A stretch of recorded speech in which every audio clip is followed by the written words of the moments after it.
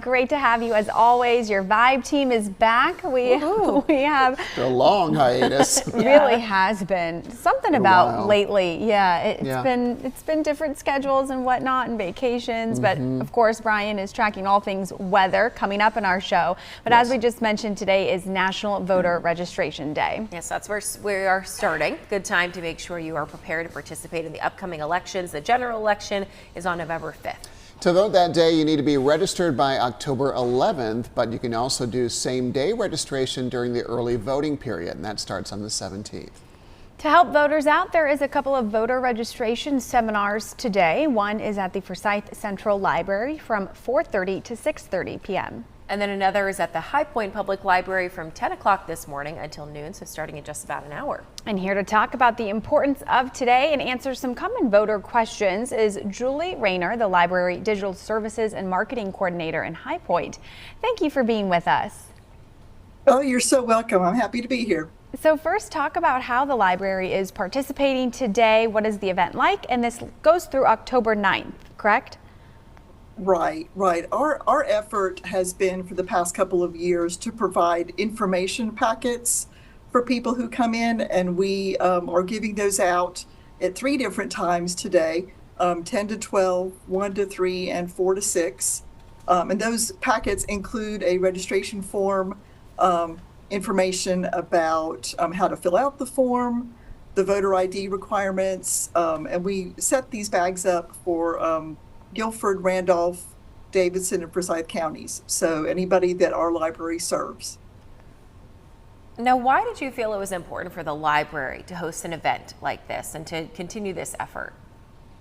Sure. The state library has encouraged libraries to get involved. It's a national organization, has a national celebration, and they just encourage us to get involved. And we just know here that just like any other information that we provide, information about voting is just as crucial as anything else, especially, just to get the word out to people, especially with the voter ID requirements being a new thing this year. Yeah, Julie, let's talk about that. I know voter laws have changed nationally over the years, and also here in North Carolina. Can you talk about what people need to bring to their voting place? Sure. Most everybody will need a picture ID, and that can be a driver's license, but it can be a lot more than that.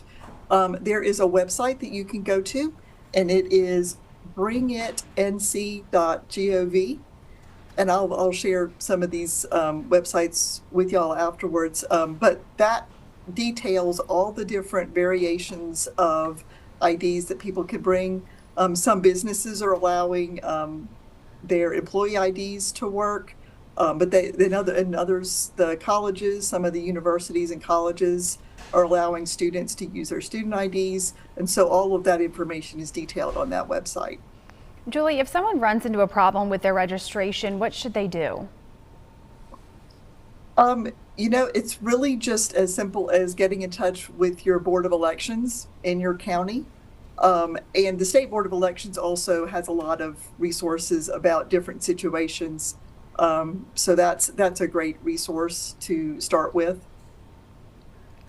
And Julie, what if someone needs help with voting? For example, maybe there's a grandparent who can't see well and you need to escort them to vote. What would be your tip to the community there? Sure. Definitely also, I'm a broken record here, but your Board of Elections website is going to have information about accessible voting sites. And there are certain sites in your community that are set up to help people with a variety of different challenges.